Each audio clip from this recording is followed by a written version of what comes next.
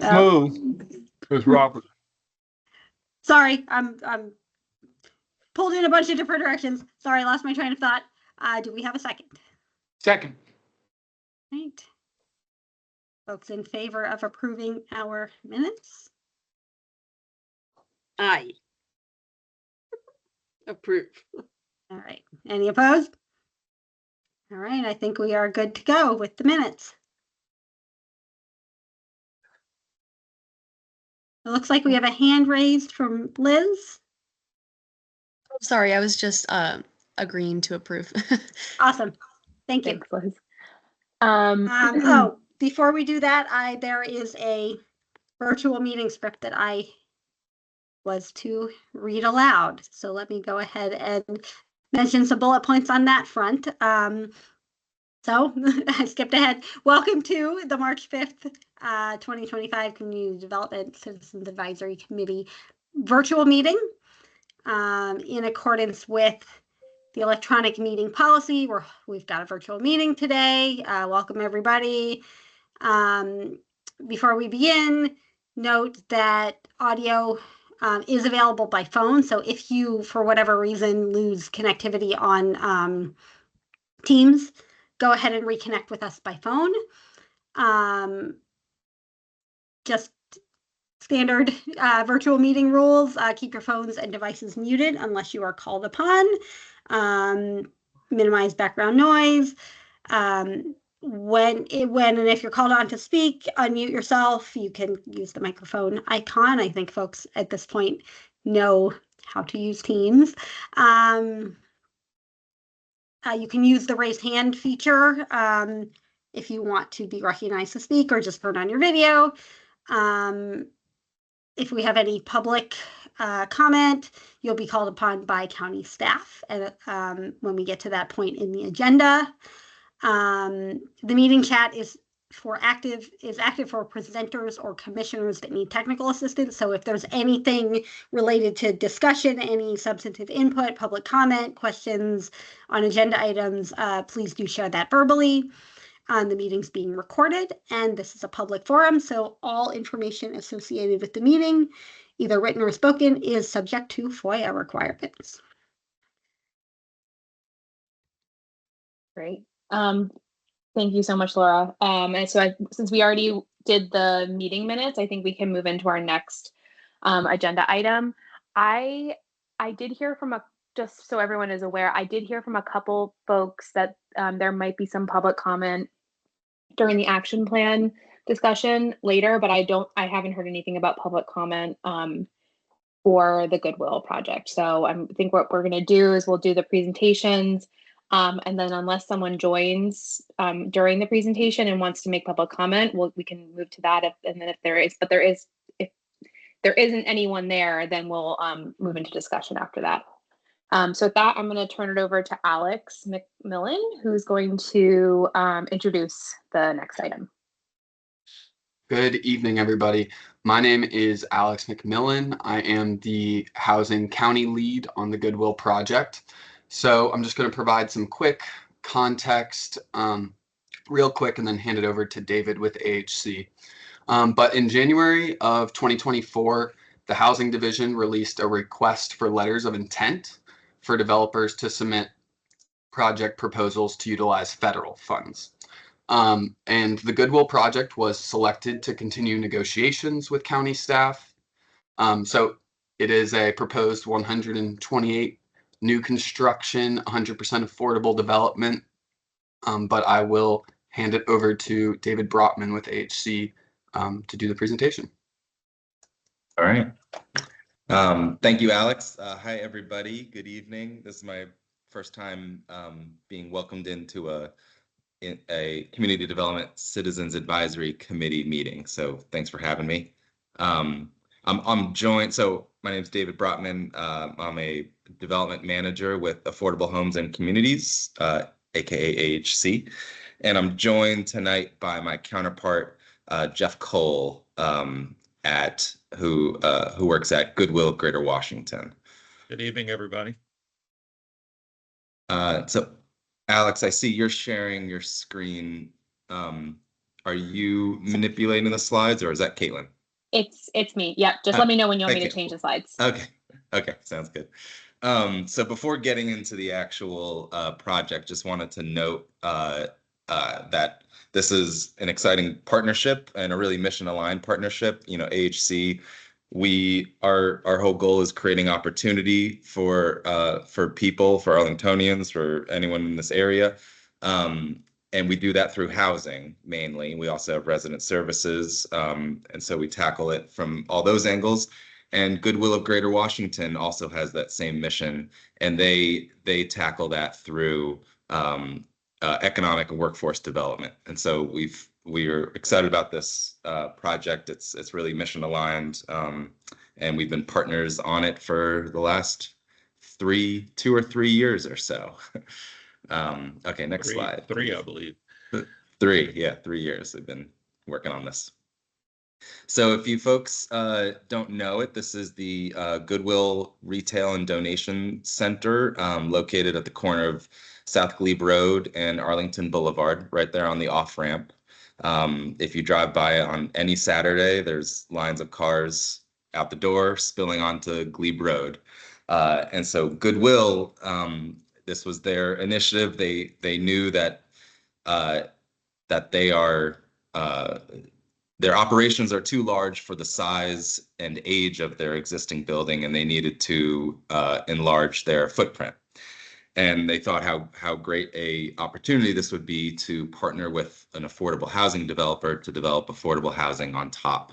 And so AHC responded to an RFP that Goodwill put out, and they selected us as their development partner. So this is the existing site. If you can go, yeah. And so now this is the new site plan.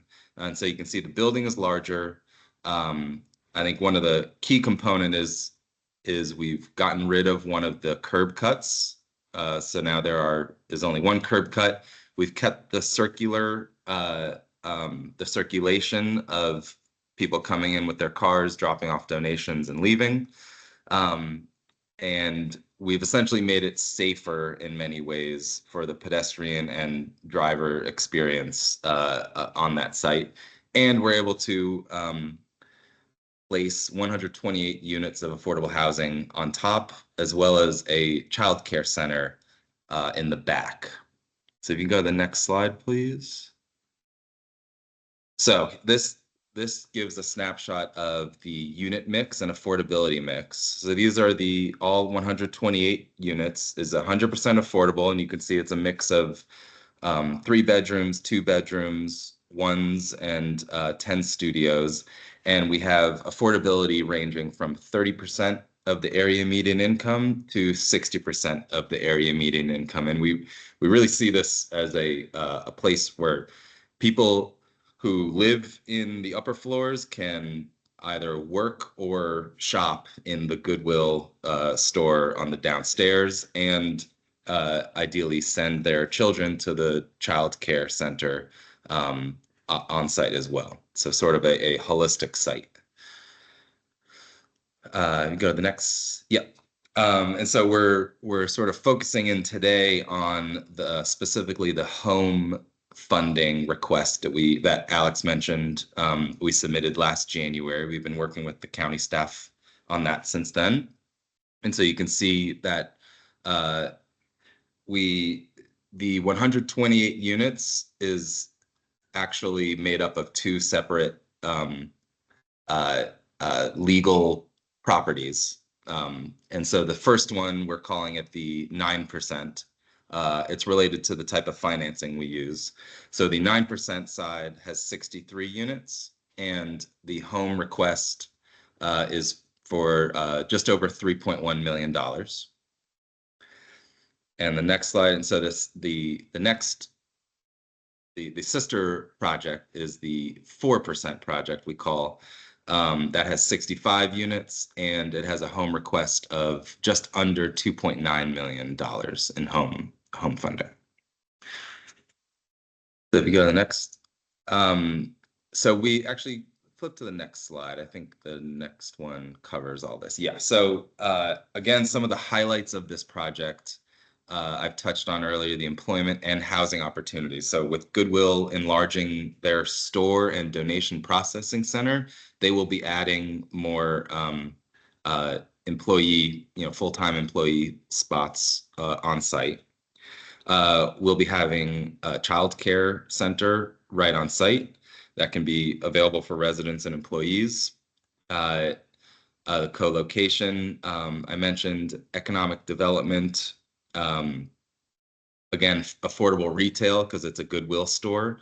And we worked over during the whole zoning process, we worked closely with Arlington County planning and zoning staff to really come to that site plan you saw earlier that amounts to a safer and more controlled environment for Goodwill employees and folks who are dropping off their donations. I'll also mention there are two levels of underground parking beneath the building you see.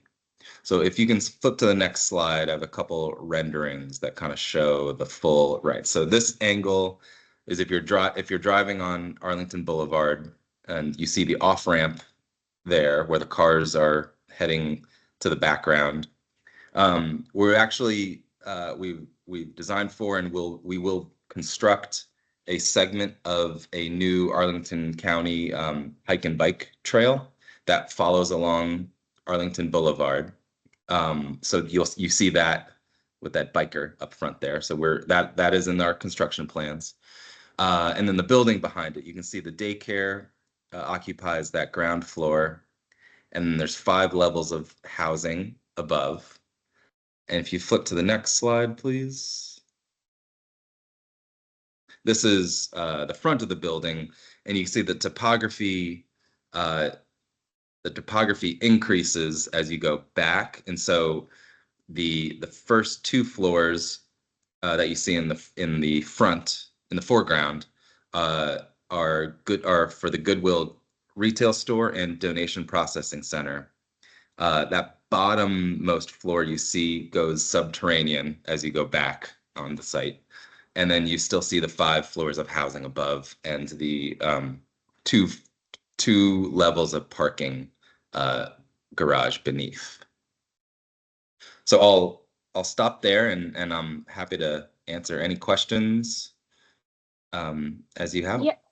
Yeah, and before we get into discussion and questions, I'm going to do a quick overview of kind of bringing it into context for the committee, because some folks might just need a little bit of a sort of refresher about sort of what CDCAC's role in this whole process is. So just give me 1 second while I share my screen. And I can maybe, something I didn't touch on is timeline and schedule. That's always important. So we initiated our zoning process February 2023 and got zoning approval in February 2024. We've received our main sources of financing, affordable housing financing, in the form of 9% and 4% and state tax credits. That was all last year, 2024. And we're here now requesting the home funds. And so we are on track for closing in late summer, early fall this year to start construction, and lease up would begin end of the year in 2027. That's our timeline. Great. So yeah, I think just to kind of bring it full circle, this project, we're going to be requesting approval from the board, specifically related to the home funding and the other and AHIF by the county board at the May county board meeting. And so what we're recommending as far as home is that recommending up to a little over $6 million in home to support the project, and that would go towards the new construction of the units. And then we're also requesting a substantial amendment to our fiscal year 2025 HUD annual action plan. And we have to do a substantial amendment to our action plan whenever we're allocating, we're planning to allocate new funding or funding that we weren't previously planning to expend, in any given program year. And so the reason the project, David talked about sort of what the plan is, but as far as sort of how it fits into our consolidated plan, it contributes to a couple different goals of the consolidated plan. First, the goal 1 is to create and sustain affordable housing, specifically increasing the supply of committed affordable units. As David mentioned, it's adding 128 committed affordable housing units to the county's CAF portfolio. And then it also contributes to goal 3, stabilize families at risk of homelessness. 3.1 is to provide permanent supportive housing for homeless persons with disabilities. And there will be 7 units of permanent supportive housing at the property. And so Actually 14. 14. Oh, Sorry, I was wrong. 14. 14. That's even better. So anytime that there's a change in the use of home funds, so in this case, it's the addition of home funds in a program year. Like I said, a substantial amendment is required. And so in order to do that, we have our citizen participation plan, and it kind of outlines all the various activities that we need to do to be able to recommend a substantial amendment. We're currently within a public comment period. It ends March 26th, and that's just gives the opportunity for the public to weigh in on an amendment to the action plan. But then we also bring it to CDCAC because this body kind of helps to oversee the use of our HUD funding sources, so both home and the community development block grant. We talk a lot about CDBG. We don't talk as much about the home program, but it is another HUD program that we do get funding for. So as far as what CDCAC is considering, does the project contribute to the goals and objectives identified in the county's consolidated plan? We talked about before, contributes to goal 1 and goal 3. Does CDCAC recommend approval of the amendment to our fiscal year 2025 HUD annual action plan? And does the committee recommend approval of the allocation of a little over $6 million in home funding in support of the Goodwill redevelopment project? So as far as next steps, David mentioned a little bit about project timing. For the home funding allocation, we're working with HC and their partners to right now just to ensure that all the HUD compliance is completed.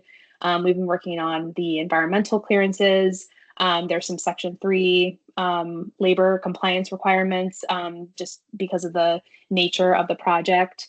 I know that Housing Commission is considering the project, or maybe they already have at a future past meeting. And then we're aiming for the May 10th County Board meeting for them to consider this project. So with that, Laura, I think I'll turn it over to you and we can go into committee questions and discussion.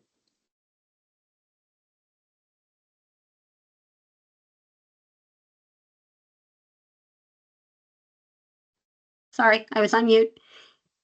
Thank you for the presentation. That was really exciting. It was really neat to see the renderings for that project. It's really cool because I know that site well. Any questions from the group? Go ahead, Steve. Oh, sorry, Robert. Let's go to Steve and then we'll go to Robert. Thank you. First, can you go back to the slide that had the various funding sources? It went quickly and I didn't get a chance to look at it clearly. And then is this like multi-year funding? This $6 million, I assume, was not earmarked for anything else. It was just sort of sitting there and is available and won't impact any other potential projects. Is that right? Yeah, so I can answer your last question, and then if you have any other specific questions about sources, I'll turn it over to David. But as far as the home funding, we get an annual entitlement very similar to CDBG of home funds from HUD. And you know, we haven't done a home project in a few years. I think the last one was the Cadence back in 2019 was when that money was allocated. So we've been kind of accumulating some home funding over the years. And really the way it works is, you know, there's a lot of very specific requirements that projects need to meet to be able to be a good fit for HUD funding. And so a lot of times what we do is we kind of figure out, you know, we do our AHIF, NOFA, and then if there's a good project that will kind of meet some of the requirements, we'll allocate the home funding there. This year, we actually did a letter of intent, and I think Alex mentioned that in the very beginning, because we were kind of sitting on some money that we really felt like we needed to spend. And so this project came through, and it turns out to be a good fit for the federal funds. So we have around $6 million in both home entitlement. Actually more than that. And then program income that we received over the last few years that we're looking to spend. So if you have any specific questions about the sources of use, though, feel free to ask those. Yeah, I'm happy to answer. I just wanted to ask about the other sources. Are they pretty much committed, or you're so comfortable that they're virtually committed, so there's no question about the other pieces that all have to come together for this? Actually, as of Monday, yes, I can answer that with a yes. On Monday, if you see the VHTF/NHTF for $3 million, that was just awarded. That comes from Virginia Department of Housing and Community Development. And the awards were announced on Monday. So just found out we got that $3 million. I'll say the mortgage amount, that $4.8 million, you know, that is based on it. It's based on interest rates today with a cushion, and so that actual final amount may be adjusted as we get closer to closing. But yeah, all the other sources are committed. Great, thank you very much. Mm-hmm.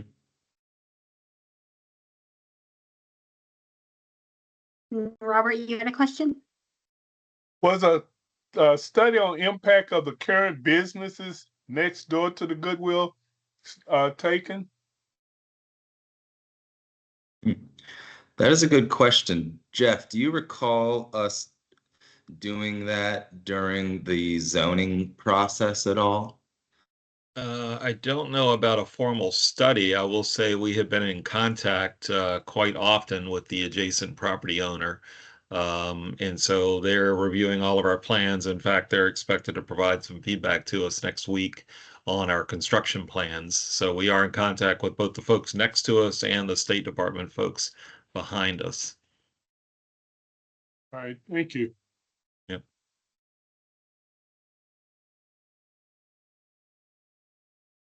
And if I could ask a question about the child care center, do you know yet if there would be any sort of provision or priority for residents or employees of the site to be able to, you know, have their kids attend there, or is it just sort of in competition with everybody else? Yeah, because our intention, or at least the child care provider that we've been speaking with, it's not a formalized agreement yet, but they plan on using federal funding, which prohibits any priorities or you know, unfair practices with who gets to go there.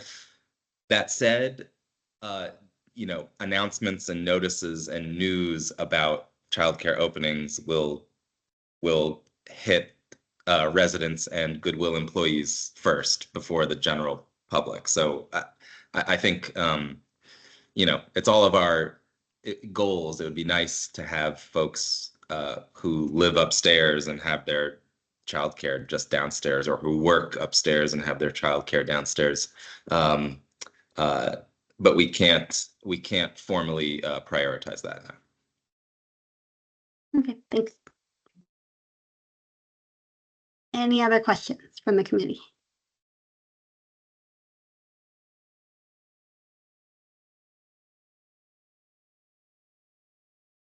All right. Oh, go ahead, Steve. Just, you may have said this. When do you expect the actual opening of the facility? The final date when? End of the year 2027, and that would be for both the first, the lower units for housing and the Goodwill retail store. Maybe, Right. Yeah, end of the year 27 or early 28, just to put a little cushion on it. You never know. And I realized I didn't do the typical AHC plug. So just want to say we've been around for almost 50 years in Arlington. We have over 8,400 units that we own, and we have a robust resident services program. And so this property too will have an on-site, one full-time on-site resident engagement specialist that'll work with residents like we do at all of our properties, or most of our properties, to really work with them on whatever goals they have in life. So this is exciting to do another new construction project in Arlington, and especially one with another mission-driven nonprofit like Goodwill of Greater Washington. And I will just say, because sitting in on the Housing Commission, we had many presentations on this project, and the couple of interesting takeaways that I had was that this particular Goodwill site is actually the most active site in the Greater Washington area. So it actually does, from a collection perspective, it actually is the largest collection site, like by far, in the whole DC metro area. And so they had to do a lot of very, very creative design work to try and retain the capacity to continue that collection capacity, while also, it's a very quirky site, and while also, having all these other facets to the site.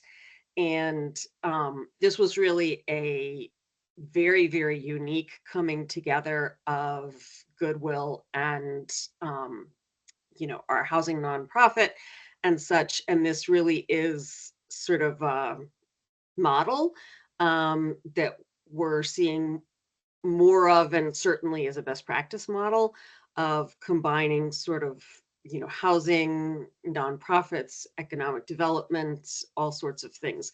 So, I think it's a fantastic project, but it's also one that I suspect will be going up and shown all over the US as sort of like the poster child for these sorts of types of projects.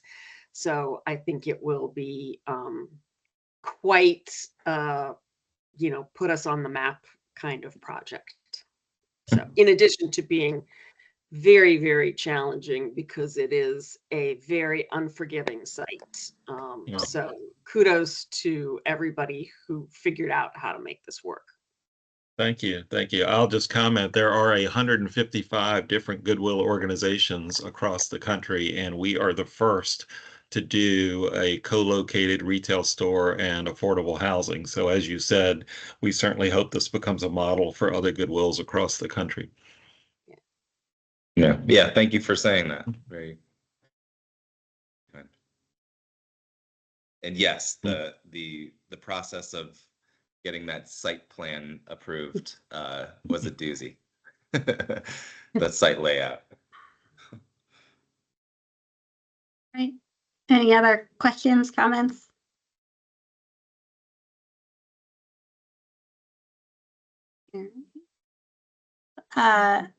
So as Caitlin said, I think one other thing I'll mention.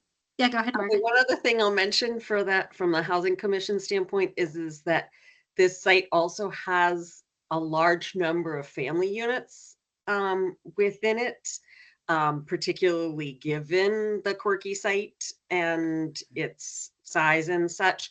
So that's another, fabulous circumstance is that Arlington is low on affordable family size units, and this is putting a considerable extra number of affordable family size units into the portfolio. So that's another, excellent piece to this particular property. So. Right. So I think, as Caitlin said, our action this evening is whether we recommend approval of the allocation of the home funds for the project and the amendment to the action plan in order to do that. I heartily recommend. Okay. Do we have a second? Second. All right. Oh, we lost Robert. Let me let him back in. All right. So we've heard. Now we have two Roberts. We're gonna kick one of you out. Can we do that? Anyway, moving on. So we put it to a vote. Those in favor of recommending the funding for this project? All in favor? Say aye. Aye. Aye. Aye. Any opposed? Okay, looks like the committee recommends approval of allocating this funding. So that's really exciting. I look forward to seeing this project come through. Yeah, maybe we'll add this to our tour in a couple of years once it's finally built. Please do. Absolutely. Thank you. Thank you, Jeff so and much. David. Yep. No, great Right. job. We will. Yeah. We'll. So I guess Laura, you and I can connect on like a letter or something like that. Yep. Okay. We'll write something up so that we can show our unanimous approval. Awesome. Thank you all very much. Thank you. Thank you. Thank you. As excited I am to hear about the fiscal year 2026 HUD action plan, I may bow out. Feel free to jump off. Likewise. Thank you. Have a good evening. Have a good night, one, guys. everybody.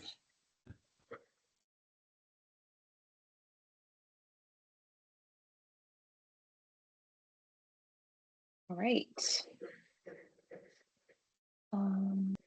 Laura, I think you're muted. I'm sorry. I just announced our next agenda item on mute, but take it away, Caitlin, for the 26th annual action plan. All right. And I'm sorry, my PowerPoint is not responding now. So you're just going to have to bear with me for just a minute while I get this working. I apologize. Oh. Caitlin, do you want me to drive? Would that be easier? It might be. Oh, I have it open from the. Oh, here we go. It's working now. Sorry about that. It was just spinning.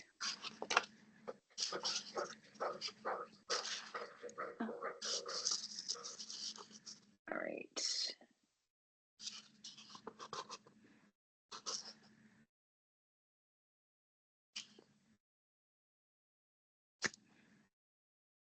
Okay. All right, so we're gonna talk a little bit about our 2026 action plan and budget recommendations. So I just want to give some context and some clarity around sort of what we're looking at and kind of how we're going to do this tonight. So technically, this is our public hearing for the action plan.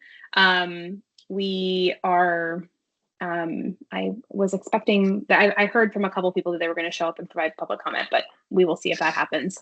But just as a refresher for everyone, the recommendations in the budget and and in our action plan are the result of the applications that were reviewed last fall that we all scored, reviewed, and then ranked as a group. So, what we're going to do tonight is we're going to talk about the action plan, which is the required document that we submit to HUD every year. It basically serves as our application to HUD that tells them this is what we're planning to do with our HUD funding. But we use our action plan a little bit broader, more so as a way to describe how we're going to use all of the funding that comprises the Community Development Fund. So both Community Development Block Grant Program, Community Services Block Grant Program, Temporary Assistance for Needy Families, AHIF Housing Services. And so what we're going to talk about here is sort of both of these items, action plan and budget recommendations, at the same time, because they kind of both feed into each other. So with that, just some quick highlights about what we reviewed in for 2026. We received 43 competitive applications for fiscal year 2026. For just shy, the total request was just shy of $1.8 million. There were 2 applicants that submitted applications that we determined were ineligible. So it was the Wesley Housing Development Corporation, their Housing Stability Initiative, and then a proposal submitted by CARE. There's one non-competitive program that is included in our budget process. It's funded through the general fund, the Bugada Promotora program, which we heard from Saul a couple months ago as an update about his program. Within the recommendations, there's also 4 programs that are within the second year of their two-year AHIF grant. So 2026 will represent the second year. They're currently in their first year for 2025. And so in total, we're recommending 33 grant programs for funding. And so I wanted to just give a quick kind of lay of the land of what we're kind of dealing with or what we're working with this year. And so the first thing I wanted to point out was that, and this is kind of a conscious decision and something that we talked a lot about as a group during the course of proposal review. And really what it relates to is, you know, how much funding our programs are getting, and, you know, how much impact can a program have with whatever amount of money that they're getting from us. And so over the years, we've sort of been, you know, steadily sort of increasing the grant minimums, because, you know, what you were able to do maybe 10 years ago with 20,000, nonprofits are less and less able to do the same amount with that kind of funding. So we're trying to kind of, you know, increase the grant minimums to be able to meet sort of changing market costs and increasing program costs, increasing personnel costs. And so that really is kind of constricting the total number of grants overall.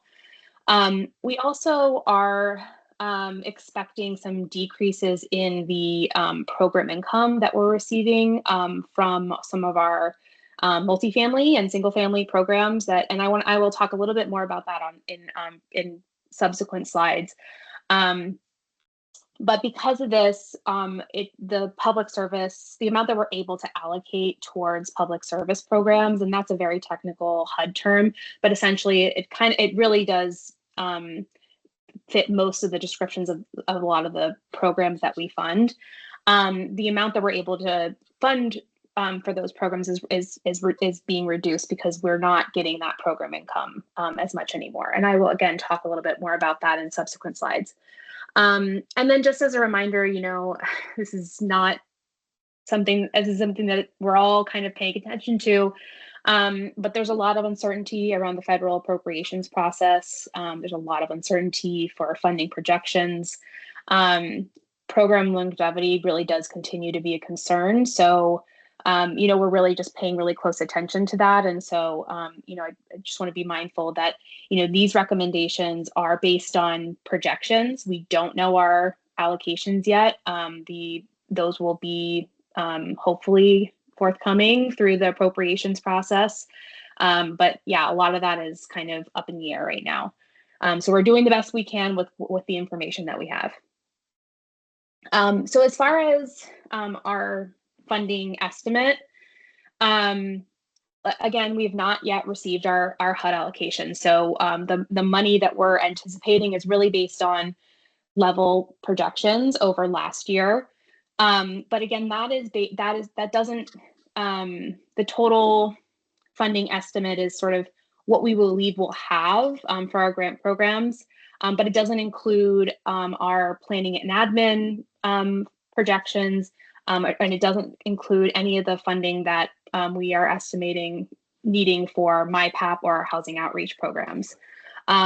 And so, CSBG, TANF, and AHEF and general funding is pretty level, and we're expecting the same. It usually kind of shakes out to be the same each year, and so we're expecting the same amount for 2026. But our CDBG amount is substantially lower than previous years, and I want to talk a little bit about why that is. So we receive program income, CDBG program income through loan repayments. And so these are from loans that are made for our multifamily development projects, as well as for our MyPAP loans. So that's our home ownership program loans. And over the last few years, we've had some significant CDBG program income payments, and mostly that's just because of loan payoffs, and they're for older CDBG funded multifamily projects that have paid off their loan. A lot of our newer CDBG funded multifamily projects are not yet making payments and won't for a while because we've restructured the way that our loans work. And so we're now having our partners pay back our local funding first.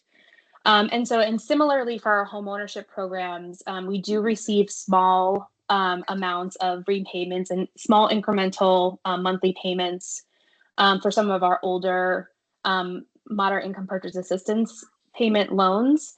But over the last few years, there have been very few homeowners that have paid off their MyPAP loan. And really that's kind of due to some of the increased interest rates and just fewer opportunities for refinance as some of these families have.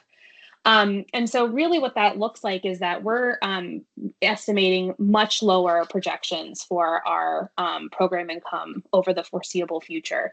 So as you can see in 2024 through 2021, and even before that, we were getting over $1 million in program income each year. And it's really looking like that's going to be much, much lower for the foreseeable future. And why that matters is that when you calculate the amount you're able to spend on public service dollars, you take the amount of program income that you received in the previous year plus your entitlement amount, and you can use up to 15% of that amount for your public service projects. And so as you can see here, we really are getting able to we have a lot less CDBG to kind of play around with for some of these grants. So as far as our recommendations overall, this is kind of where it shakes out as far as the consolidated plan goals. So about 114,000 we're recommending for goal 1, creating and sustaining affordable housing. About 990,000 for of that falls into goal 2, so the promoting healthy and self-sufficient families. And about 55,000 towards goal 3, stabilizing households at risk of homelessness. There were 4 newly recommended programs for 2026. The AHC Economic Mobility and Community Engagement Pilot Program, we're recommending 35,000 in AHIF. The Bright Paths Financial and Workforce Empowerment Program, this was financial literacy training. We're recommending 35,000 in AHIF for that program.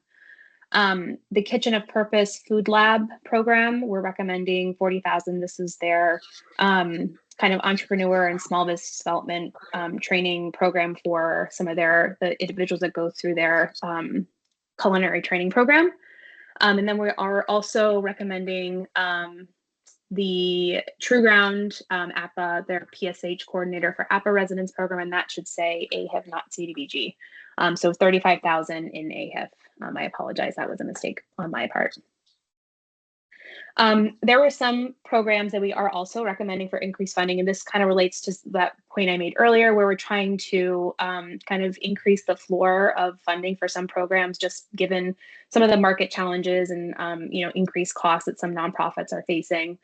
And so you can see here that there were several programs that are receiving a little bit of an increase in their funding, and a lot of these programs that are getting a bump They are, they're high performing programs. They've scored really high in their applications, and we thought, and they continually ask for even more money than this. And so we thought that it was time to start kind of meeting some of those requests where we can.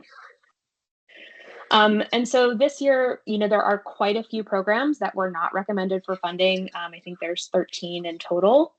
And so this is a list of those programs. There are a few programs in here that were previously funded in previous years, and then several newer applicants that were not recommended for funding. So as far as next steps, what we're looking for is your feedback and hopefully your recommendation to the county board on the to adopt the action plan, and that your support for the budget recommendations. If the committee does recommend approval, staff and myself and Laura can collaborate on a letter to submit to the county board. And the county board is considering the action plan and budget recommendations at the April 5th board meeting. And if approved, program funds would be available starting July 1st. We are continuing to meet with applicants in the next couple weeks, especially those that were not recommended for funding, just to provide feedback on their proposals and where we are. And then just to let them know of other opportunities to provide input to the county board. And just as a reminder, really want to reiterate, these program funds are subject to the availability of federal funding. And so we are continually monitoring what's going on with the appropriations process. And, if anything changes, we will likely have to come back to CDCAC and adjust some of these recommendations once that federal budget is hopefully passed. So with that, I am ready. I don't think we have any members of the public. I don't see any. Nope. So I think we can move into discussion. So Tim, I see your hand up, so I'll just call on you immediately. I was just going to ask, could you go back to the slide that had the programs that are not being funded? Sure. Perhaps maybe we could just very quickly talk about some of the reasons why. Is that appropriate? Yeah. No, I mean, is there a specific program that you had that you were I guess curious about? There are, several. I mean, there's a few on here that we have been seeing for quite some time. Perhaps that's why. There are some venerable names here, people that we know. There are some people that also I feel like will be expressive around the exclusion. So, I mean, I think it's worth us understanding why some of these are not saying that I'm not supportive of the recommendation at all. I would just like to understand, because I know I'm going to see some of these people. So I'm just curious. Yeah, no, that's fair. So I mean, I guess I can start with some of the programs that we've previously funded. And Jennifer, I see you just jumped on camera, so feel free to jump in. Maybe I'll take a few and then I'll just hand it over to you. But yeah, so I'll talk about some of the programs that we had previously funded, and then we can go from there. If I could just jump in. I mean, I think one of the inputs that's really important to us is the conversations with you all. So, part of it is that, so we can certainly talk about what some of your concerns were, but also some of the scoring concerns, I think. Yeah. So I think first and foremost, Eco Action, they've been funded for many, many years through CDCAC. And the way we have classified that program in the past was as a housing rehab program. And we've recently gotten some feedback that that program is really more appropriate as a public service program. And so with that, just given some of the concerns that we've had that the committee has shared over the years, just about as far as, their impact and kind of what actually are we, is the program, accomplishing? I mean, it trains volunteers, but the way that they are sort of reporting on the program, there was some concerns about who was actually ultimately receiving the benefit of the improvements that EcoAction was making. Is it the landlord or is it the tenants? And so just given that, and just because of the feedback we got on the way that it's classified, that's why we decided not to move forward this year with the program. Another one is Liberty's Promise. They've had some challenges over the last couple of years with recruiting, and they really haven't been meeting some of their program outcomes.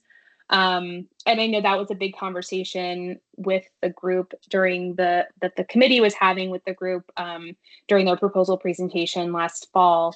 And so we kind of took some of those conversations to heart, and it's a tough decision because it really is a great program, but they've just been kind of struggling with some of the recruitment side. I think similarly with Melwood, they kind of struggled to get the program off the ground. They think they've been funded the last couple years. And, it was kind of, they weren't billing us for the full amount, and they were kind of struggling with, recruiting for their position and, getting folks to attend. So, I think that is another one that we, while it's a great program, I think we kind of thought that, maybe it's better, some of these funds would be better suited towards other programs. And then, similarly with the Northern Virginia Family Services Training Future, that's another program that we have funded for many, many, many years. And, there's been some turnover in staffing for that program. They, again, haven't really been meeting some of their outcomes over the last several years, and, kind of struggled with meeting kind of a niche in the job training world. So those are just some of our reasoning for some of the programs that we had previously funded. But Jennifer, I don't know if you wanted to add anything or maybe talk about some of the other ones. Sure. No, thank you. That was good. So those are the long-term ones.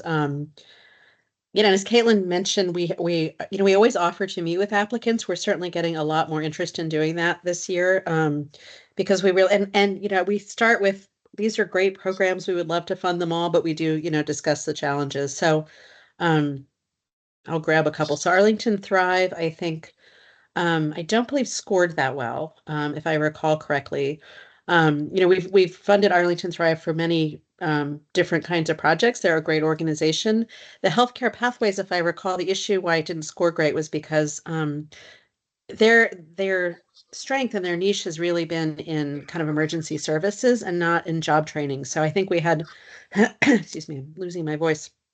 I think we struggled a little bit to figure out and to really get a good answer about what their capacity was for that program. The Arm in Arm program, we have funded another of their programs in the past. They have a Green Valley program. We've struggled a little bit with capacity with them. They're sort of a newer organization, so we're trying to help them get invoicing and billing and reporting. But I think the main issue with this one was the peer-to-peer plus training, if you remember, was using peers to kind of help incarcerated folks with reentry, which is something that OAR has been doing for many, many years. And I think we and you had a hard time kind of understanding how this was different and how and what their outcomes would be. They weren't really able to kind of describe their outcomes very convincingly, I think. Are there questions, or should I just keep going? I'll keep going. Excuse me. So Bridges to Independence, both the Bridges to Independence, we realized in retrospect, I think we want to be a little more strict. We try to be really accommodating. Both of them came in at higher than they were allowed to come in. So we were like, those actually should have been ineligible, but okay, we did consider them. I think in the future we will do that when we'll put that in the NOFA, that really here's the amount you're able to apply for. Federal grants do that. Most grants do that. Anyway, that aside, the Milestones Workforce Development Program, I know both of those scored really low, and I believe the concern with both staff and CDCAC was that we didn't Bridges to Independence does a great job with community services, with emergency services, with connecting people to services. I think we had a hard time understanding their capacity to do the workforce development piece. Excuse me, and without duplicating existing other workforce development programs, of which there are others. The Green Valley Youth Support, similarly, that was when we all had a lot of questions about. I remember y'all did too. They and the Center for Youth and Family Advocacy, which was the next one, kind of came in together and kind of they were working together, but it was really unclear who was doing what. Who was actually doing the youth program, and what that would look like, what the outcomes would be. So I think that was something that we struggled with both of those. Excuse me. Did somebody have a question? Okay. No, sorry, Jennifer. Please keep going. Okay. Eco Action, Caitlin talked about. Kitchen of Purpose. If you'll recall, they came in with 2 proposals. In the past, we had funded them really for both of their programs under one grant. So if you'll remember, they do culinary training. They also do entrepreneurship training. Excuse me. So they came in at 2 separate programs. So I think we agree. This one scored lower than the other one. So we will be working with them to sort of do what we had done before, because we do want to continue to support both of those programs, but not really as 2 separate grants. L'Arche, if you'll remember, was to support adults with intellectual disabilities. Again, great program, great organization. We sort of felt like the case management piece was didn't necessarily fit into our consolidated plan. It doesn't really help with economic self-sufficiency. It's a really important role, but it is probably more appropriate for more of like DHS type funding. Liberty's Promise, Caitlin talked about. Melwood, she talked about. National Capital Treatment and Recovery was for a culinary boot camp for adolescents. Again, super cool program, but we couldn't figure out how that tied into our consolidated plan. And if you'll remember during their presentation, we asked them about, how does that work as potentially a job training program? And it really wasn't. It was really more of a sort of helping adolescents in their recovery, which again is very important, but we couldn't figure out how to kind of fit that into our consolidated plan goals. If you'll remember, a lot of these fit into this sort of economic self-sufficiency goal, which we really need to kind of figure out how a program is going to help people reach economic self-sufficiency or increase economic self-sufficiency. And we couldn't figure out how to do that. Training Futures we talked about.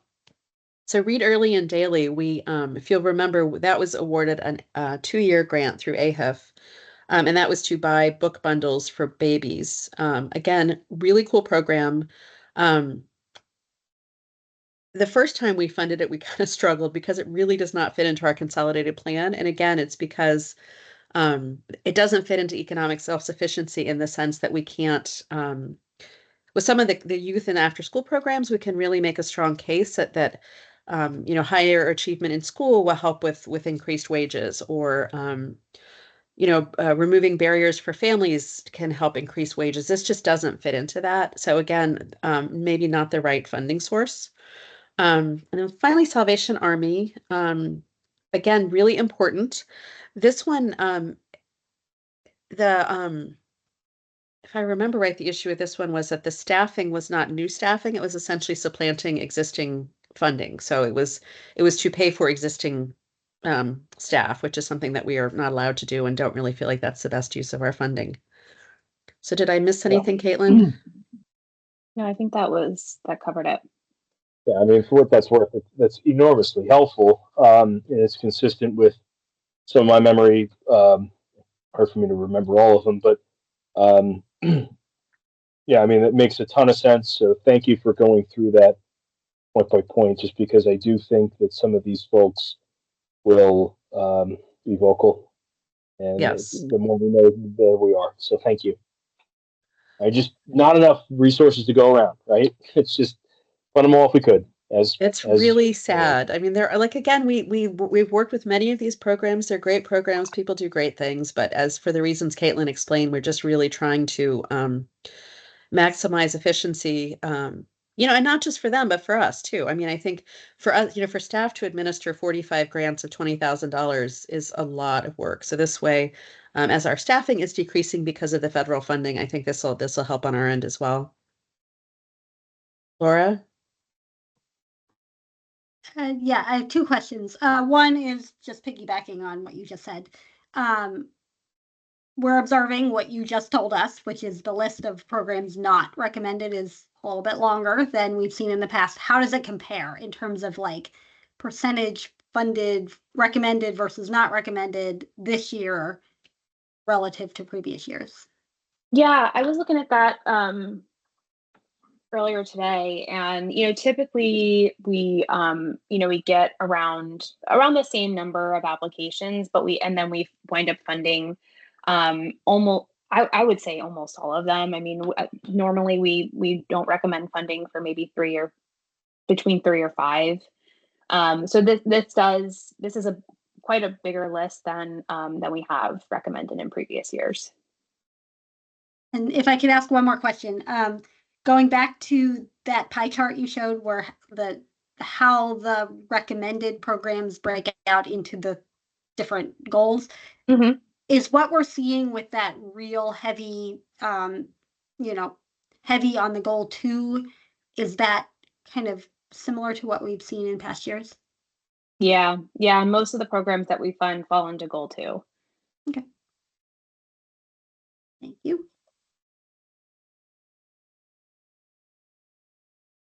Margaret? Yeah.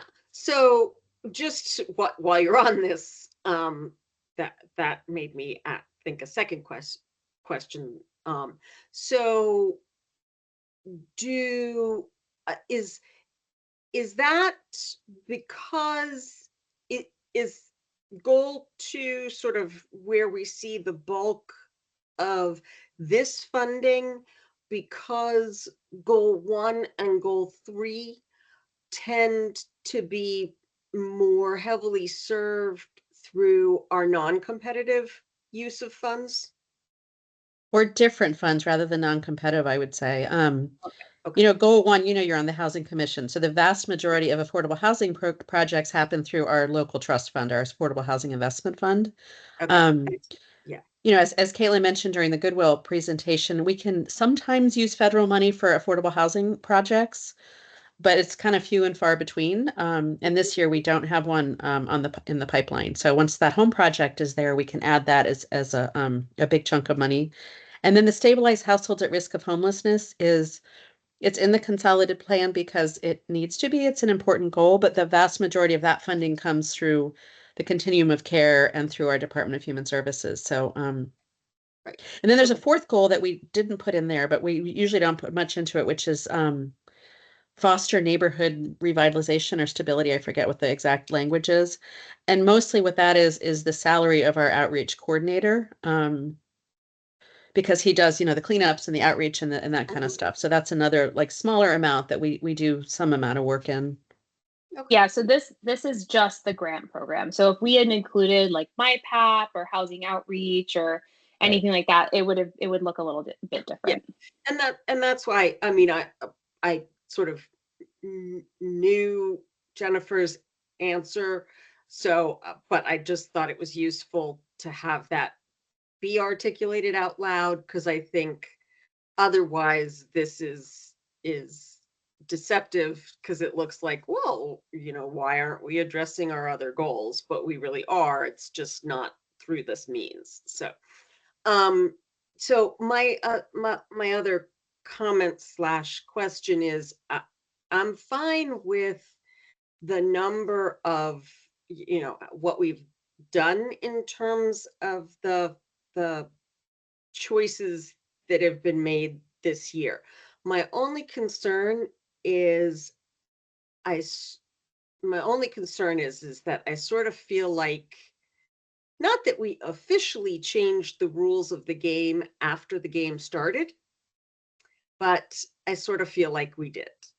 In that sort of precedence, sort of has established that these organizations come in and for the most part they get funding.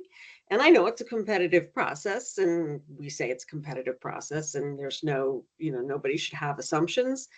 But I sort of feel like we made choices to not fund a lot more this year, clearly a lot more folks this year, by applying a different lens than we have applied traditionally in the past, which is fine, but I feel like we decided to do that after the fact without sort of letting the applicants know that we were potentially going to be applying a different lens when thinking about funding and such. And not that, we all are under a new, circumstance and there are new factors at play and such, but I am a little concerned that both there could be the feeling of, and potentially a partially legitimate feeling, that we sort of decided to approach the funding philosophy differently this year without letting folks know. So I will say I hear you. I mean, this is not fun. We did let folks know. We changed the NOFA to let them know the floor was changing. We do offer a NOFA workshop in July. We shared that we would be looking at things differently and it would be more competitive this year. So, it wasn't, we didn't mean to blindside people, but, so we've heard certainly from several of the organizations that we've been funding for a long time that they're very disappointed. So I hear you. So if that was so I'm not sure I appreciated that. So if in fact that was the case, then my concerns are allayed. So that's good. And I fully support, truthfully, I am supportive of being a bit more discriminating and narrowing the numbers, because I do think that that's an awful lot for staff to try and manage very small grant amounts. So I actually heartily support the philosophy. I just was concerned that that hadn't been fully communicated. But if it had, then I'm okay with that. I don't know fully. Some people will say, but one thing too, I will say, I think this will also benefit grantees because our reporting requirements are pretty burdensome for a $20,000 grant. And we've heard that from people. People complain about it. And certainly the smaller organizations complain about it. And unfortunately, we can't help that either. So, I feel like we're trying to right size the grants a little bit more. I think it might be painful for a couple of years though. I don't know. And another thing to keep in mind is that over the last few years, there are several other county grant programs that are also, available now, which that wasn't necessarily part of our decision-making process, but it is, there's other opportunities that folks have available to them. Laura, I think you were next. And I'll just add that, like, the other piece of this that kind of adds to the rationale that I think would not be a shock to anybody, any of the applicants, is that, they all know they can't do with $20,000 what they used to do, and that, like, the dollar amount for an individual grant does need to increase, and that, the total dollar amount is not increasing at that same rate. So, that's a piece of it that hopefully would not be shocking to the applicants that didn't get funded, that maybe did in the past. Mm-hmm. Steve, did you have a question? Actually, it's not a question. It's a statement. First of all, I support this. No question about that. But I just needed to express that we've talked for the last couple of years as CDCAC about some fundamental redirection of the program. But I did not realize that we as CDCAC had come to a conclusion on a fundamental change. And this appears to me to be a fundamental change, which I happen to agree with. But I don't know if I missed meetings or something, but I'm just surprised by this, to be blunt. And so I don't know if I missed something, or what is the process that if we're going to make a substantial change or substantive change, what is our role as CDCAC in that? So we talked about it as part of the NOFA review, and I'm sorry if we didn't highlight this enough, that we were sort of upping the floor. And I guess we also hadn't, something that we didn't really realize until as we were developing the recommendations was the other kind of major piece that Caitlin called out, which is the loss of program income. We really literally had about $125,000 less to play with than we did last year, and we didn't know that as we were developing the NOFA. So that was kind of a just came up to us thing. But if there's a way that we can be more transparent, or, I don't know. We don't want you to feel like you're not an important part of this discussion. So thank you for that feedback. Thanks.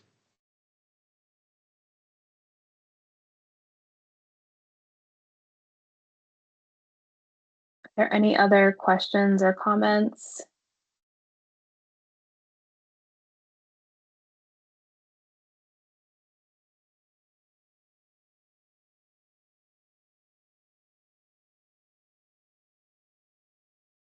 So I think we have an action on this one as well. Is that right, Galen? And I think that action is to recommend approval of this plan by the board. Is that correct? Yeah. Do we have a motion to do so? Motion to approve. Do we have a second? Second. Right, those in favor? Aye. Aye. Aye. Aye. Any opposed? Right, I think, again, as usual, CDCAC unanimously approves approval of this plan. We approve recommending approval of this plan. Yes. Go ahead, Jennifer. Samantha. Go ahead, Jennifer. I just wanted to say that thank you. We appreciate your support. One way that CDCAC, another opportunity to weigh in is the letter that Laura can write to the county board. And I know we talk about this every year. There's just not enough money for grants, and I doubt that there will. The county is in a very tight budget situation. But again, if you all wanted to, add something to the effect that we think a lot of these are important. It would be nice if there were more money. I don't know if that's something that you would want to consider doing, and probably it wouldn't get anywhere. But again, for the record, if that's something that CDCAC wants to add to a letter or some other recommendations, this is a good time to do that.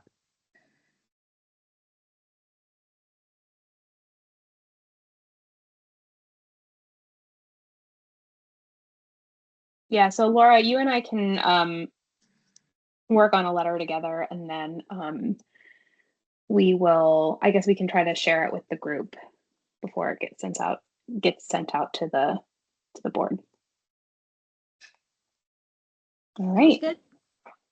And I think we have one more item on the agenda, an information one about the development fund overview, budget overview.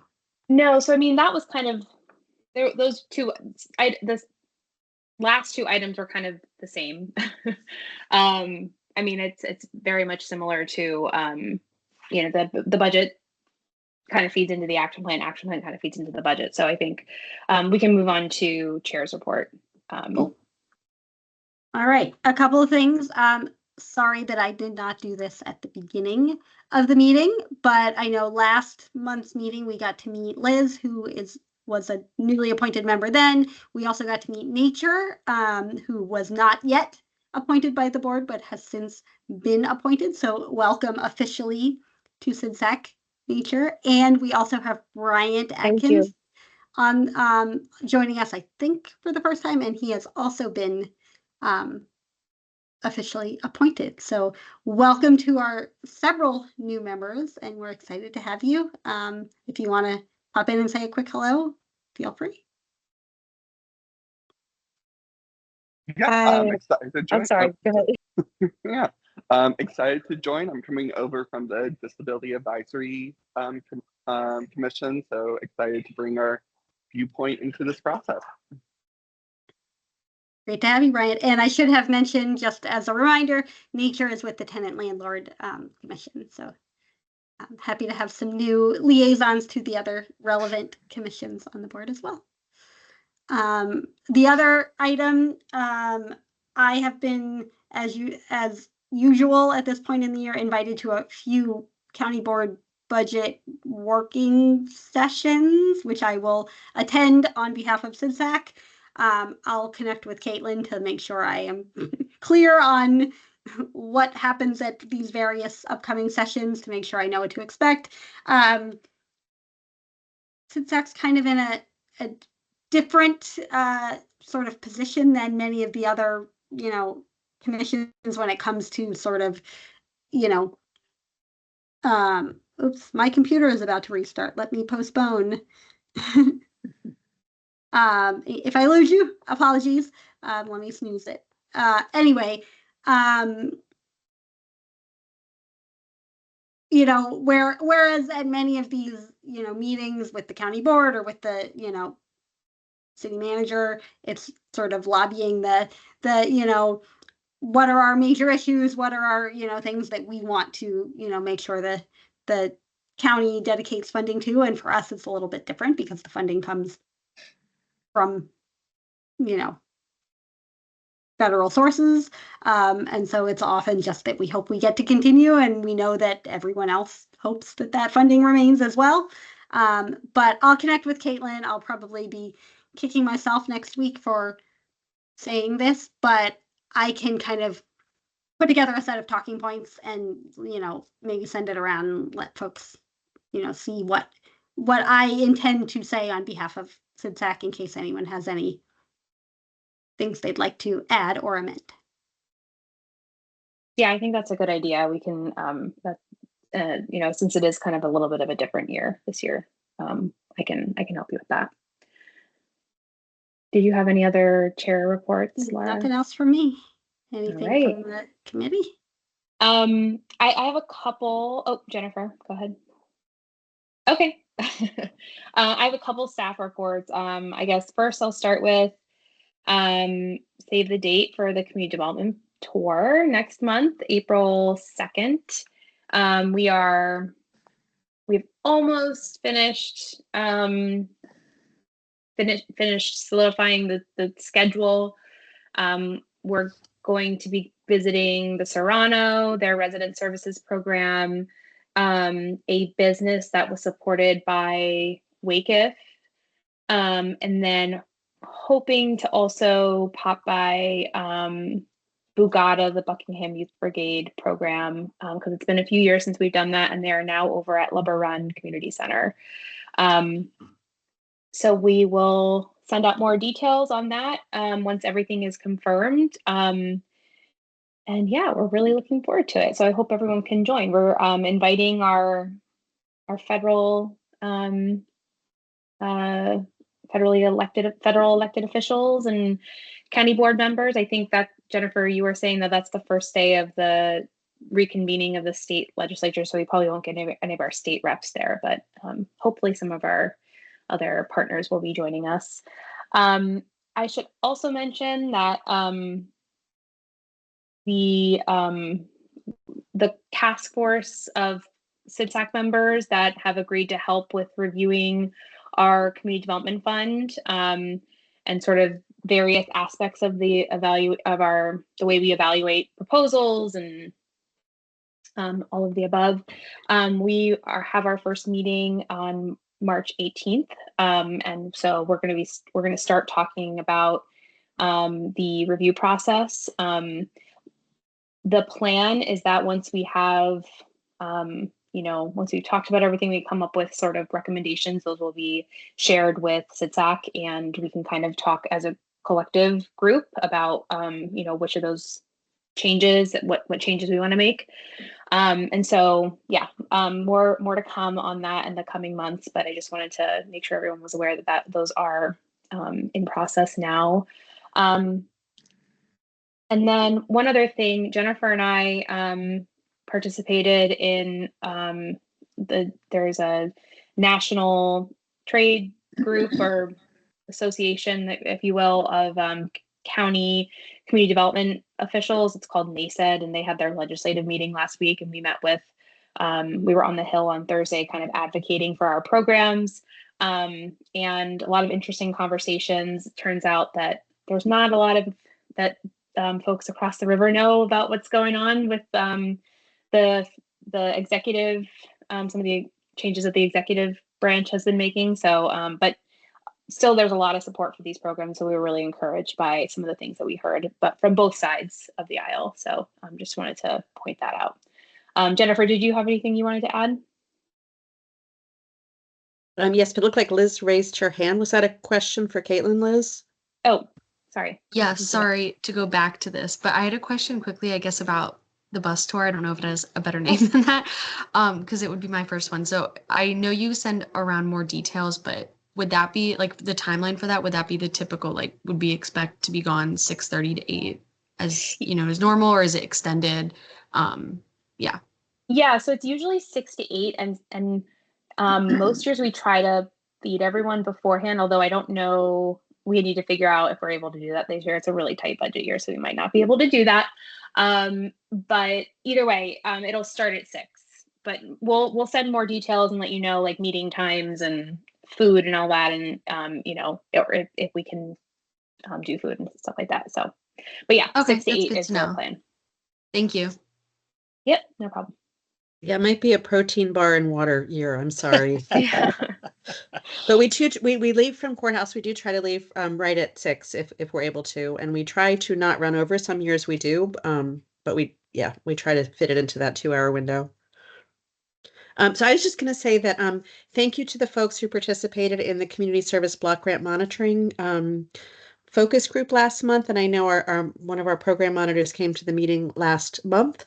So we have a clear monitoring. So they sent us a letter saying that we run a good program. They complimented you all. They said your committee is very engaged and very active. So thanks again for your help. So 3 years from now, we'll be back to talk more about that.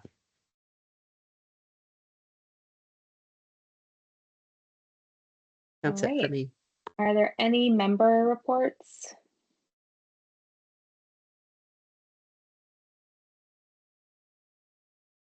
Right, I don't hear anything. So we can end right on time tonight. Right, thanks for So the efficient. efficiency of that meeting. Yes. All right. Well, we'll see you guys Thanks, next month at the everybody. bus tour. Have a great one. Bye. Bye.